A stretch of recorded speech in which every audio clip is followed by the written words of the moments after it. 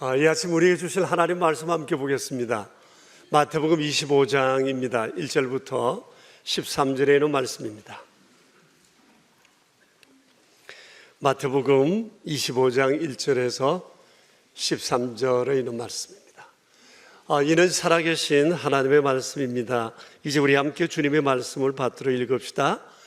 그때의 천국은 마치 등을 들고 신랑을 맞으러 나간 10 처녀와 같다 하리니 그 중에 5은 미련하고 5은 슬기 있는 자라.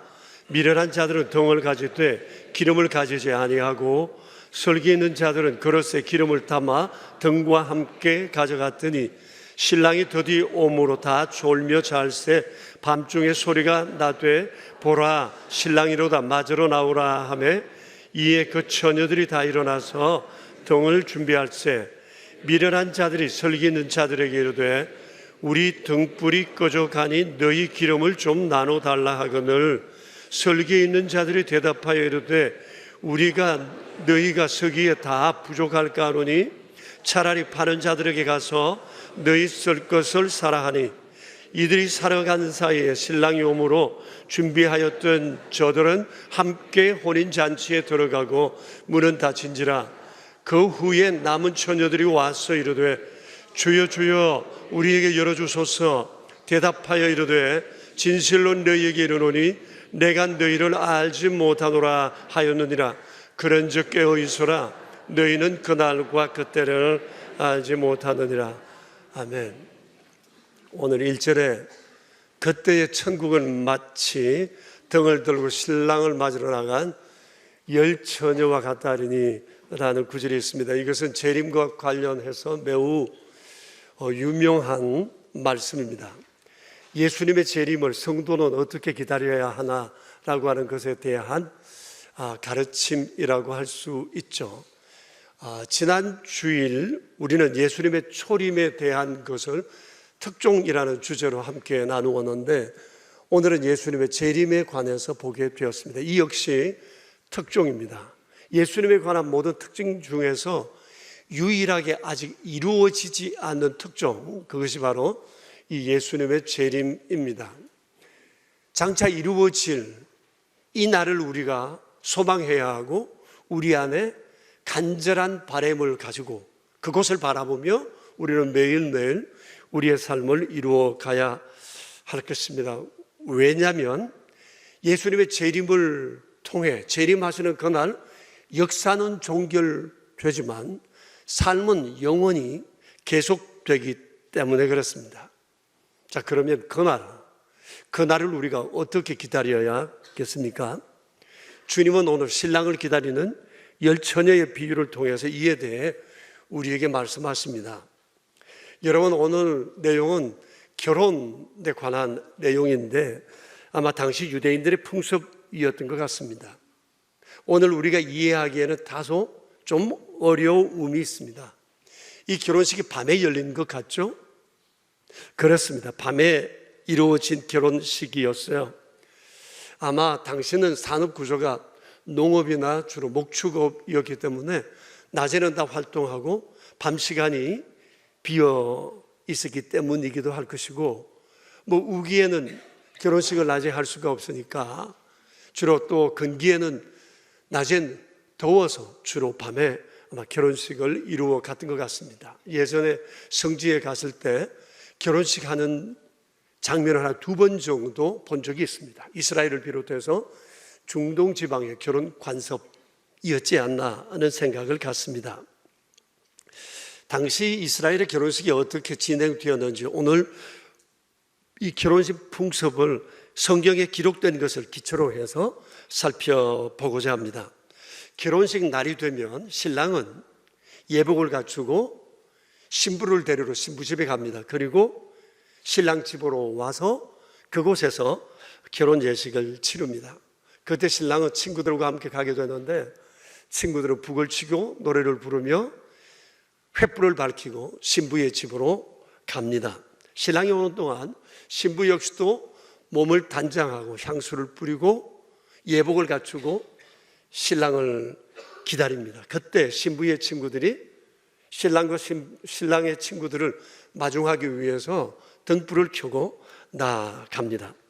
그리고 신랑이 신부와 함께 신랑의 집으로 갈 때 신부는 가마를 타고 신부의 친구들은 횃불을 밝히며 신부와 동행을 하게 되는데, 동네 사람들은 나와서 모두 씨앗을 뿌리며 생육하고 번성하라고 득담을 한다고 합니다. 신랑의 친구들은 올 때 모습 그대로 북을 치고 노래를 부르며 신랑의 집까지 함께 가마와 동행하게 되는데, 결혼식 가운데 가장 화려한 순간이 바로 이 순간이라고 얘기를 합니다. 자, 근데 오늘 본문에 의하면 이날 신랑이 신부를 데리러 신부집에 들어가서 오래 지체를 한 거예요.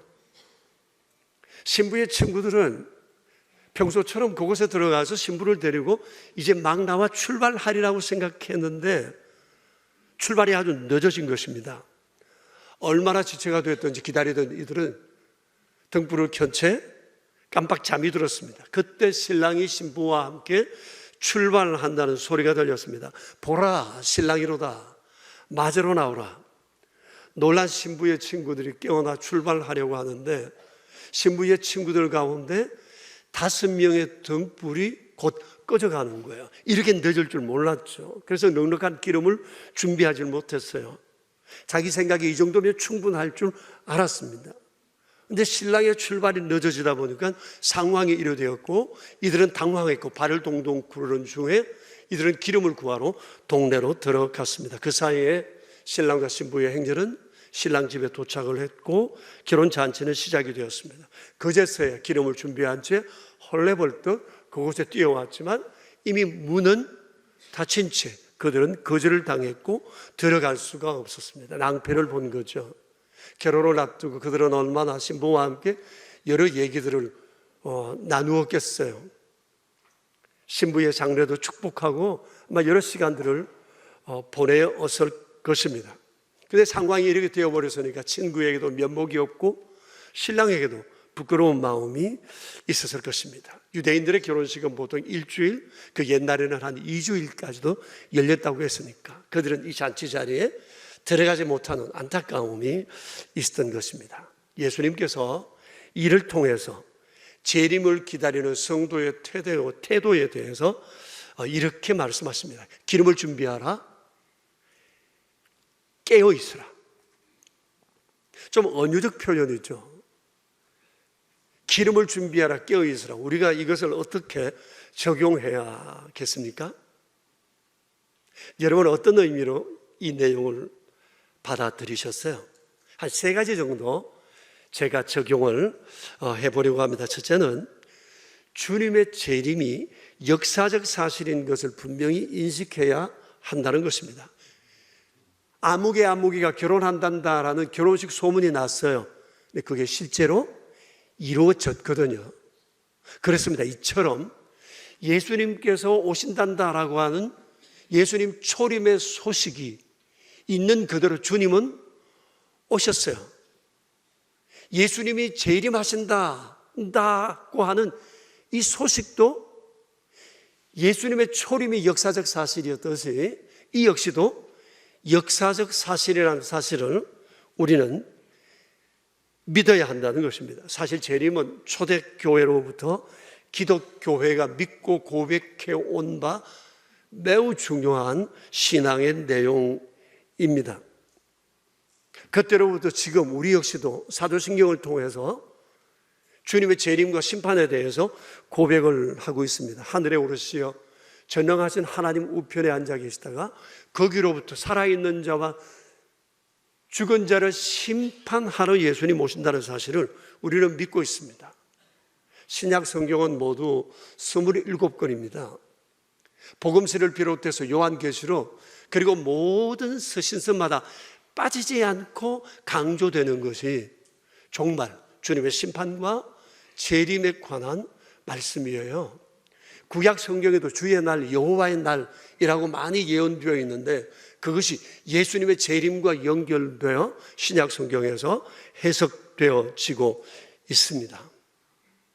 이토록 예수님의 재림을 소중히 여기고 기대하는 것은 우리의 구원이 예수님의 재림하심으로 완성되기 때문에 그렇습니다.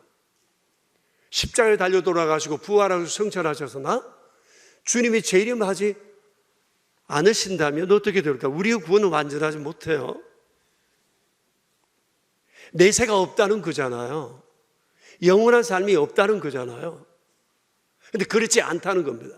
주님 재림하시고 재림하시는 그날 역사는 종결하지만 삶은 영원히 계속 된다는 사실이에요. 그러니까 우리가 가치관 얘기를 많이 합니다. 어떤 가치관을 가져야 되느냐 얘기를 많이 하는데 우리 기독교인의 가치관은 여기서 비롯된다고 말할 수 있습니다. 주님 재림하신다. 주님 재림하시는 그날 역사는 끝이 나고 삶은 영원히 계속된다는 사실을 아는 데서부터 우리의 가치관은 형성된다고 하는 사실입니다. 우리는 그날을 바라보고 오늘을 삽니다. 그날 때문에 지금 삽니다. 왜 사느냐고 물으면 그날이 있기 때문에 우리는 오늘 살아갑니다. 오늘도 중요하지만 그날이 없는 오늘은 없습니다. 그럼 어떻게 살아야 할까요? 그날에 합당한 삶을 살아가야 하는 것입니다. 만일 그날이 없다면 적당하게 산들면 어떻겠습니까? 죽으면 끝인데 아무렇게 살면 어때요? 세상이 요구하고 내 육체가 요구하는 대로 살아본들 아무런 문제 없는 거예요. 그런데 그날이 있는 거죠. 그러니까 예수님의 재림은 엄연한 역사적 사실이에요. 2000년 전 예수님이 땅에 오신 것처럼 예수님 다시 오시고 마치 천국은 주님은 이렇게 말씀하시면서 주님 재림하시는 그날 우리 앞에 실제적 천국이 펼쳐지게 되고 그곳에서 우리의 삶이 영원히 계속된다라고 하는 것을 말씀하고 계세요. 기름을 준비하는 것, 깨어있는 삶이란 바로 주님이 다시 오신다고 하는 것은 역사적 사실임을 믿는 것입니다. 우리의 삶은 여기에서부터 출발하는 것입니다. 둘째는 주님께서 언제 오시든지 주님 맞을 준비를 하고 있어야 한다는 거예요. 이를 위해서 새 언약의 통로이신 예수님에 대한 믿음을 굳건히 해야 합니다. 그 핵심되는 것이 바로 은혜 언약입니다. 여러분 지난 주일 나누었던 은혜 언약 기억하시죠? 지난 주일 우리가 말씀을 나누었던 그 핵심되는 내용은 은혜 언약이잖아요. 여러분 기억하시죠? 나 이러면 나 울어요. 슬퍼요.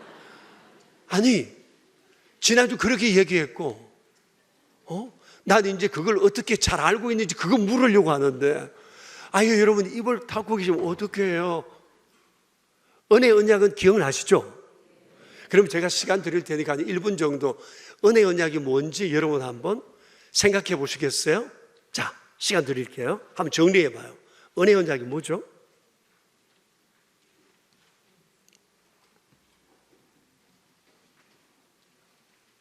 그럼 우리 같이 한번 해볼까요? 모든 인간은 죄로 말미암아 저주를 받고 죽음에 이르게 됐어요. 이러한 인간을 주께서 긍휼히 여기셔서 십자가에 달려 돌아가심으로 우리의 죄를 대속하셨고 이를 보시고 하나님께서 우리의 죄를 간과하셨어요. 폐기 처분해 주신 것입니다. 이로써 인간의 삶에 운명의 놀라운 대전환이 일어났습니다. 바로 이 사실을 믿는 것이 곧 은혜 언약이고 그런 자에게 주님은 죄사함과 영생을 약속하셨는데 이것은 영원 불변한 하나님의 약속이라고 하는 것입니다. 기름을 준비한다는 것은 바로 이 은혜 언약을 믿고 받아들이는 거예요. 여러분, 제가 다시 묻습니다. 그렇다면 여러분 기름 준비 되셨습니까? 이렇게 말하면 안 되죠. 예? 여러분 기름 준비 되셨어요? 이게 우리의 운명을 결정하는 중요한 일인데요. 할렐루야 이래야 될 텐데 뭐예요? 내가 이렇게 이 사실을 아는 사실에 있어서 이렇게 침해하면 남들에게 어떻게 확신 있게 말할 수 있겠어요? 아니 제가 39년 동안 목회하면서 그렇게 목소리를 높여 얘기한 건 은혜 언약 이거 하나거든요. 근데 여러분이 이렇게 별 관심도 없는 것처럼 그날은 뭐 평범한 날의 일상인 것처럼 이렇게 생각하신다면 어떻게 해요? 나 뭐 한 거죠? 이렇게 주님 앞에 서면 난 정말 할 말 없어요. 여러분 기름 준비되셨어요? 어떻게 준비했는데요? 어떻게 준비하셨는데요? 예? 은혜 언약 믿으시는 거죠? 이거 믿으시면 괜찮아요. 다 끝난 거예요. 혼인잔치 들어가요. 주와 함께 영생 무궁하게 될 것입니다. 아니 지금 뭐 잘못해도 괜찮아요. 이런저런 윤리적이고 도덕적인 문제 있어도 괜찮아요. 어제 무슨 일이 있어도 괜찮아요. 그건 그 다음 문제예요. 가장 중요한 것은 열쇠를 잃고 들어가야 되잖아요. 그게 은혜 언약. 그걸 믿는 거예요. 여러분 기름 준비 되셨죠? 분명한 거죠. 그렇습니다. 기름 준비한다는 건 깨어있는다는 것은 바로 이 은혜 언약의 확신 가운데 거하는 것입니다. 셋째는 사는 날 동안 우리의 가치관을 따라 사는 거예요. 그것이 바로 그의 나라와 의를 구하는 것입니다. 예수님께서 제자들을 만나 첫 번째 설교를 하신 것이 산상보훈입니다. 산상보훈의 핵심되는 내용,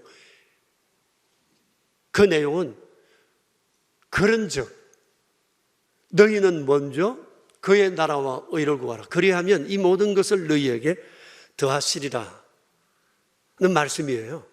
그의 나라와 의를 구하는 거예요. 자, 주님 거기서 말씀하셨습니다.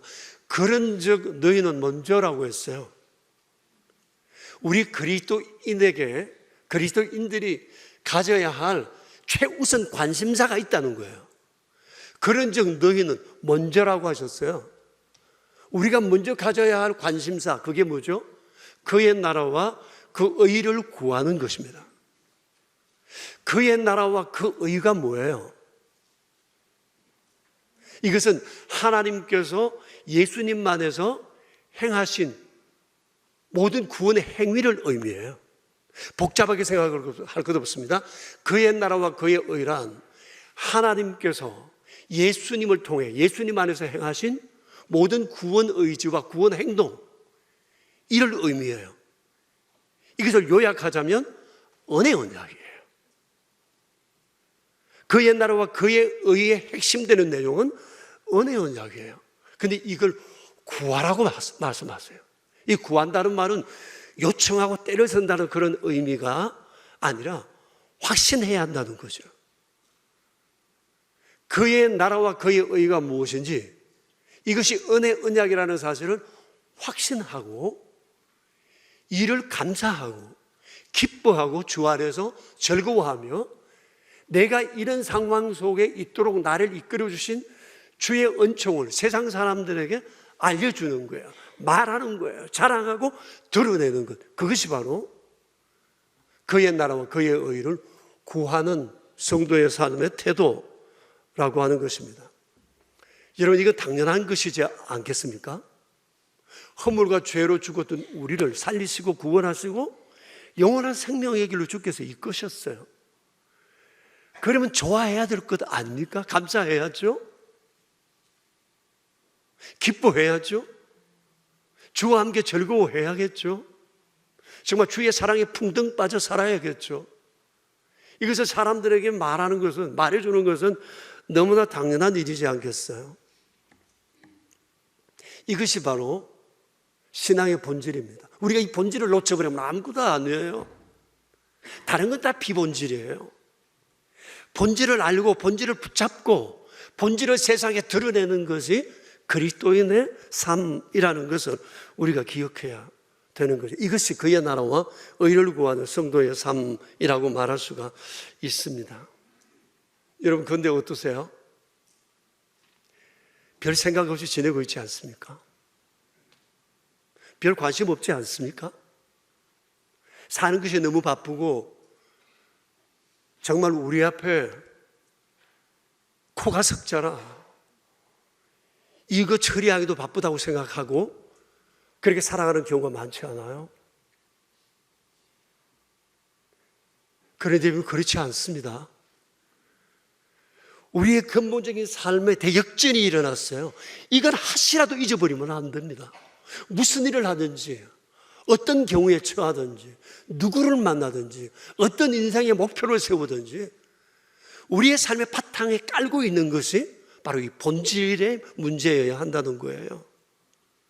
그의 나라와 그의 의를 우리에게 쥐어주신 주님, 이 주님의 은총을 우리가 세상에 말해주고 이것으로 즐거워하는 우리의 삶을 드러내는 것, 이것은 우리 그리스도의 삶에 너무 중요한 삶의 본질이라고 하는 거예요.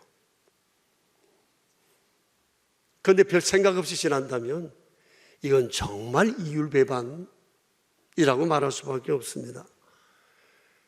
321장 찬송을 부르면서 제 안에 큰 찔림과 주님 앞에 새로운 다짐을 했던 적이 있습니다. 3절에 이런 가사가 있습니다.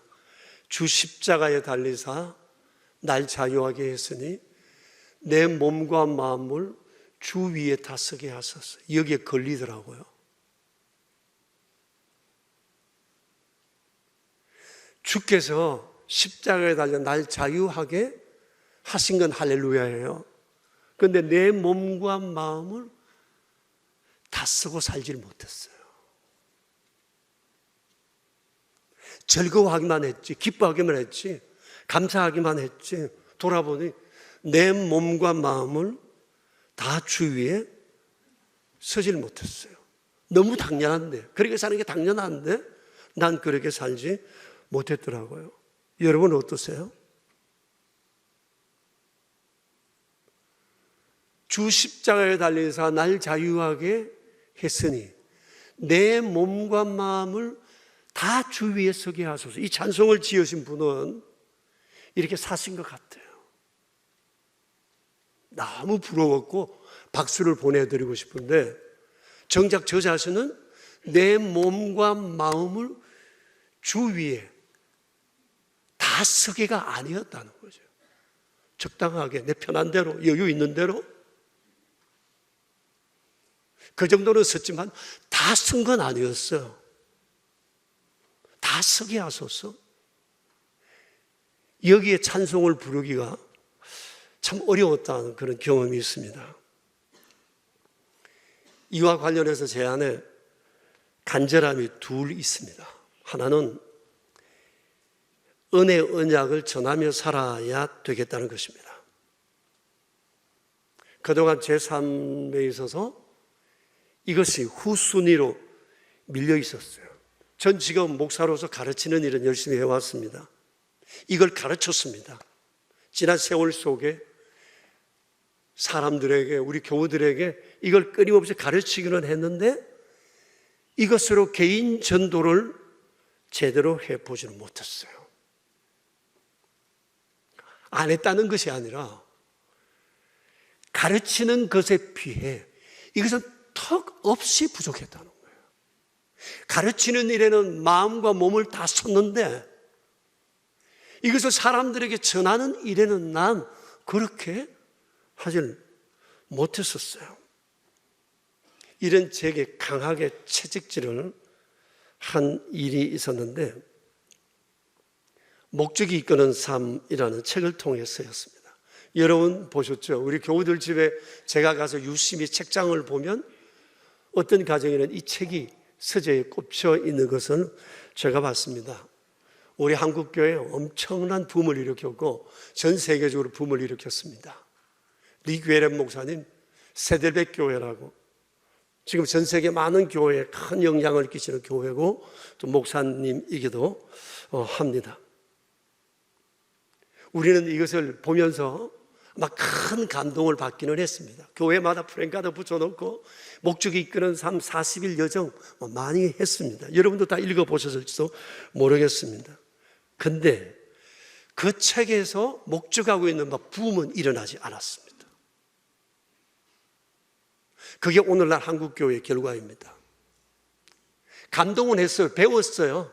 가르쳤어요. 마음은 뜨거웠어요. 즐거웠어요. 근데 이 붐이 일어나지 않았어요. 이 목적의 붐이 일어나지 않았어요. 여러분, 이 책에 목적이 있어요. 뭔지 아세요? 그의 나라와 그의 의를 구하는 거예요. 이게 빠진 거예요. 다 좋았어요. 내용 보고 은혜도 받았어요. 감동을 받았는데 그의 나라와 그의 의를 구하는 건 빠져버린 거예요. 그러니 붐은 하나의 붐이었을 뿐이에요. 거품처럼 확 일어났다가 심겨지지 못하고 열매 맺지 못한 거였습니다. 그 책 말미에 저자인 릭 웨렌 목사가 가족사에 대해서 짧게 적어둔 것을 봤습니다. 여러분도 아마 그 책을 읽으신 분들은 보셨을 것입니다. 그의 부친도 목사님이셨는데 참 성실하셨고 교회를 많이 세우신 분이셨어요. 미국 전역에, 그리고 세계 곳곳에 다니면서 많은 교회를 세우시고 전도에 평생을 불태우셨던 분이셨던 것 같아요. 아버지가 임종하실 점 아내와 함께 조카와 아버지의 임종의 자리에 릭 웨렌 목사가 있었다고 합니다. 그런데 곧 돌아가실 줄 알았던 아버지가 갑자기 생기가 돌아오시면서 자리에서 일어나시려고 하는 거였습니다.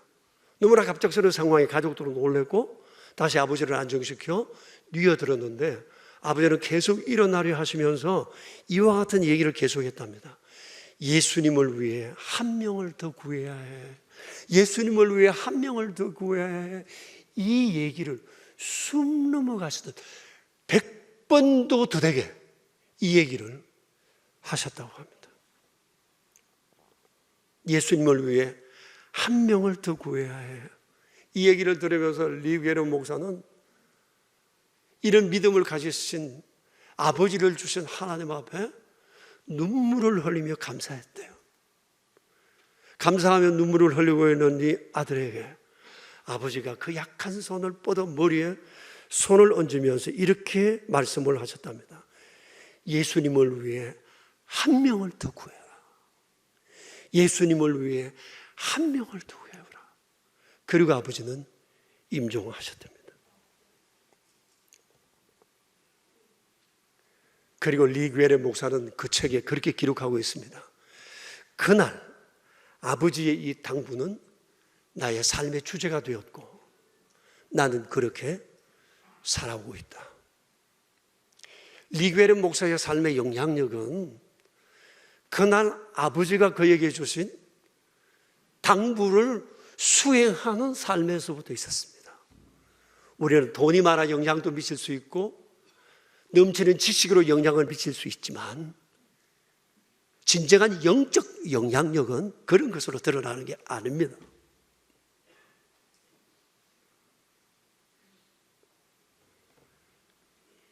여러분, 사실 하나님께서 관심 가지시는 것에 관심 가지시는 것보다 더 중요한 일이 있을까요?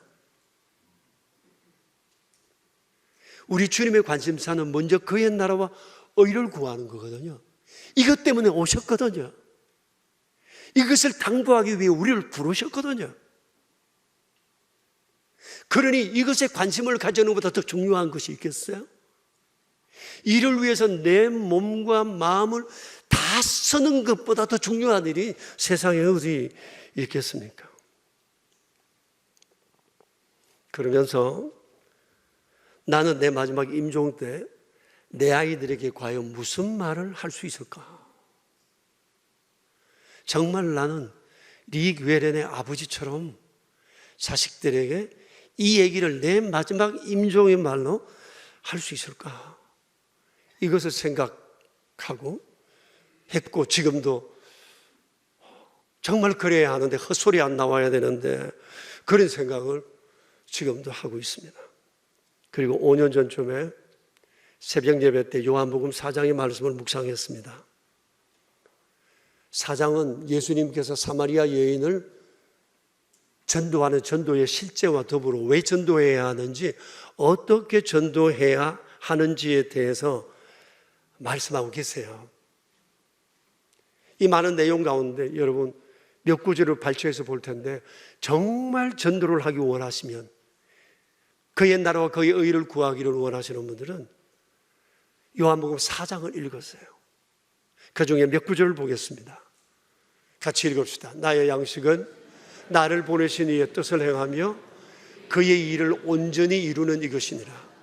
너희는 넉 달이 지나야 추수할 때가 이르겠다 하지 아니하느냐? 그러나 나는 너희에게 이르노니 너희 눈을 들어 밭을 보라. 휘어져 추수하게 되었도다. 거두는 자가 이미 삭도 받고 영생에 이르는 열매를 모으나니 이는 뿌리는 자와 거두는 자가 함께 즐거워하게 하려 함이라. 그런즉 한 사람이 심고 다른 사람이 거둔다 하는 말이 옳도다. 내가 너희로 노력하지 아니한 것을 거두러 보내었노니 다른 사람들은 노력하였고 너희는 그들이 노력하는 것에 참여하였느니라. 여러분, 이 구절 가운데 제일 마지막 절 38절의 말씀을 읽다가 참 많이 울었습니다. 많이 울었습니다. 그날 이후도 여러 날 울었습니다. 특별히 38절에 보면 내가 너희로 노력하지 아니한 것을 거두러 보내었노니 다른 사람들은 노력하였고 너희는 그들이 노력한 것에 참여하였다고 했는데, 이 노력이라는 말이 다른 말로 녹초라고도 번역될 수 있는 단어입니다. 주님 말씀하십니다. 이전에 많은 하나님의 사람들이 그의 나라와 그의 의를 위해 녹초가 되어 살았다. 너희들이 이제 해야 할 일은 녹초가 되어 내인 그 길에 너희의 발을 얹고 이제 이 길을 따라오는 거다. 이 말씀을 보면서 마음이 쿵쾅쿵쾅 거렸고 부끄러움과 크나큰 감동에 눈물을 흘리지 않을 수가 없었습니다. 그리고 그날 제 남은 삶은 주님이 당부하신 바로 이 전도하는 일에 내 삶을 바치기로 결심을 했습니다. 그런데 여전히 제 안에 문제가 하나 있습니다. 말씀드린 것처럼 제 안에 전도에 대한 소명이 있습니다. 주님이 저를 부르셨어요. 개인 전도에 내 삶을 드리라고 저 부르셨어요. 그리고 저는 이것을 사명으로 받았어요. 자, 근데 하나님이 세상을 이처럼 사랑하사 라고 말씀하신 이처럼 사랑이 내 안에 절실하지 않아요. 나는 이제 나갈 겁니다. 주님이 주신 소명을 사명으로 받아 저는 갈 겁니다. 할 겁니다. 사명감으로도 저는 합니다. 이 책임을 제게 부여했기 때문에. 그런데 불신의 영혼들에 대한 애틋한 사랑이 아직까지 내게 없어요. 이게 지금 문제예요. 그러니 이 노력이 제대로 되겠어요? 제대로 녹초가 되겠냐고요? 의무감으로는 할 수 있겠죠. 근데 예수 안 믿는 저 사람 지옥 가면 어떡하지? 발을 동동 구르는 이 애틋함이 아직까지 없는 거예요. 길 지나다니는 사람들 예수님 믿을까 안 믿을까? 구원받았을까 안 받았을까? 이게 아니라 보이는 그 모습이 먼저 내 눈에 들어온다면 이건 아닌 거잖아요. 저는 소명도 있고 사명도 있어요. 그런데 이 애틋함이 너무 부족해서 요즘 새벽마다 구하는 기도의 가장 큰 제목은 이겁니다. 주님, 이 마음 주세요. 주님 마음 주세요. 영혼을 바라보는 이 애틋함을 주세요. 이대로 가면 지옥 갈 수밖에 없는 영원한 삶과는 절벽을 쌓은 저들을 안타까이 바라볼 수 있는 이 애틋함. 그래서 그 영혼에 대한 절실함을 내가 갖게 해주세요. 이걸 간절히 구하고 있습니다. 그리고 개인 전도와 함께 하고 싶은 것이 하나 있는데 미자립 교회를 세우는 겁니다. 여러분께도 전에 말씀드린 적이 있습니다마는 2000년에 접어들면서 우리 한국 교회가 지금 침체기를 겪고 있습니다. 교인 수가 많이 줄었고 사회적인 관심사가 줄어들고 교회의 문을 많이 닫았습니다. 특히 개척교회, 미자립교회는 문을 닫고 교회를 세울 여력이 없어 목회자들은 가정에서 가족들끼리만 예배드리는 가정들이 점점 늘어났습니다. 지금 우리 한국교회 70%가 미자립교회입니다. 이렇게 문을 닫은 교회를 이단들이 사고 십자가를 떼고 자신들의 왕국을 세워져 가고 있습니다. 미자립교회 생활이 어려운 목회자들은 생계를 위해 아르바이트에 나서고 있습니다. 우리 교단은 금년도 어려운 목회자 아르바이트 해도 된다라고 하는 것을 교회 총회법으로 정했습니다. 이게 잘한 일일까요? 이중직은 불법이니까 합리적으로 죄의식 갖지 않도록 길을 열어준 것입니다. 여러분 아시잖아요. 목회만 힘써도 어려운 판에 이 교회가 되겠습니까? 교회에 있어야 할 목회자가, 전도 현장에 나가야 할 목회자가 아르바이트를 합니다. 될까요? 그래서 목회도 안 되고 가정도 안 되고 교회도 안 되고 목회자 자신의 삶도 무너지는 사중고를 지금 겪고 있습니다. 이러자고 목사 된 건 아닌데 현실이 지금 이렇게 되어버렸어요. 그래서 지금 우리 한국교회의 중대한 과정은 교회를 새롭게 세우는 것도 선교사를 파송하는 것도 아니라 무너져가는 교회를 세우는 것입니다. 목회를 포기하고 내몰린 목회자들을 제자리로 돌아오게 하는 것입니다. 그래서 저는 이분들을 돕고 교회를 세워야 하겠다, 그런 생각이 있습니다. 그래서 우리 교회가 은퇴를 앞두고 제게 준 돈 중의 일부를 이를 위해 쓰기로 했습니다. 그리고 정말 교회를 다시 세워야 되겠다고 하는 간절함이 있는 목회자를 5분 내지 지금 10분을 찾고 있습니다. 그리고 이분들과 함께 파트너십을 갖고 매월 일정한 생활비를 아르바이트 나가지 않으셔도 어느 정도 될 만한 생활비를 그분들에게 마련해 드리려고 합니다. 그리고 일주일에 3일 그분들과 함께 기도하고 현장으로 나아가 개인 전도에 힘쓰려고 합니다. 그리고 필요한 목회 멘토링을 통해서 그분들의 교회도 세우고 싶습니다.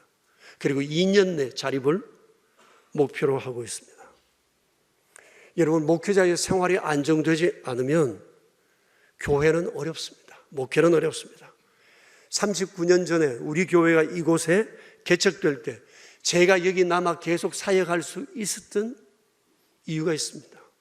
39년 전에 서천리 정말 어려웠습니다. 깡촌입니다. 교인 한 사람 없었습니다. 제가 어떻게 여기 버틸 수 있었을까요? 그것은 서울 영락교회가 저희의 든든한 후원자가 되었고, 영락교회, 저를 위해 기도하는 몇몇 소그룹이 제가 살 집을 얻어주었고 생활비를 챙겨주었고 아이들을 돌보아 주는 일에 그분들이 후원해 줬습니다. 전 마음껏 전도만 했고 복음을 전했고 교회를 세우는 일에 관심을 쏟았습니다. 그 세월이 39년 여기에 있습니다. 이제 이 일을 우리와 우리 교회가 감당해야 합니다. 이 일을 위해서 지난 8월 달 비영리 선교 법인을 허락받고 세웠습니다. 법인 이름을 우모하라고 지었습니다. 말 들어보지 않았어요? 교회 여러분, 주님 재림하시는 날 천국에서 주님이 우리에게 정말 해주시고 싶으신 말씀이 있었어요. 그것을 25장 21절에서 이렇게 기록해 두었습니다. 그 주인이 이르되 잘하였도다 착하고 충성된 종아, 내가 적은 일에 충성하였으니 내가 많은 것을 내게 맡기리니 내 주인의 즐거움에 참여할지니라. 재림하시는 날 천국에서 우리 만나 주님 우리에게 이 말씀 해주고 싶으신 거예요. 종아, 잘했다. 착하구나. 충성되구나. 우리 이 얘기를 주께로부터 들어야 되지 않겠어요?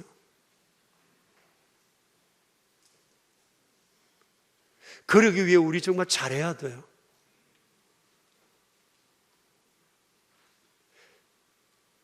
착해야 돼요. 충성도 해야 돼요. 어떻게 해요? 그의 나라와 그의 의를 구하는 일에 내 몸과 마음과 삶을 다 쓰는 겁니다. 교회 여러분, 예수님의 초림이 역사적 사실이었듯이 재림도 역사적 사실입니다. 그날 세상의 모든 역사는 종결됩니다. 그러나 삶은 영원히 계속됩니다. 이제 우리의 삶의 목적은 하나입니다. 그날을 바라보고 오늘을 사는 겁니다. 본질에 충실해야 합니다. 그 본질은 무슨 일을 하든지 그의 나라와 그의 의를 구하는 겁니다. 꿈을 꾸든지 일을 하든지 계획을 하든지 항상 스스로에게 물어야 합니다. 내가 지금 하고자 하는 이 일은, 내가 하고자 하는 이 말은, 이 계획은 그의 나라와 그의 의를 구하는 것인가? Yes! 하면 우리는 무슨 일이든지 할 수 있어야 하는 것입니다. 사랑하는 교회 여러분, 주님은 남은 삶 우리가 본질에 충실하다 주님 앞에 오기를 원하십니다. 이 아름다운 삶의 여정을 우리 남은 인생 기간 아름답게 이루어 가게 되기를 축복합니다. 우리 함께 기도합시다. 우리 자신을 돌아봅시다. 오늘 말씀을 생각합시다. 주님의 재림을 다시 한번 생각해 보세요. 2분 정도 우리 조용히 기도하겠습니다.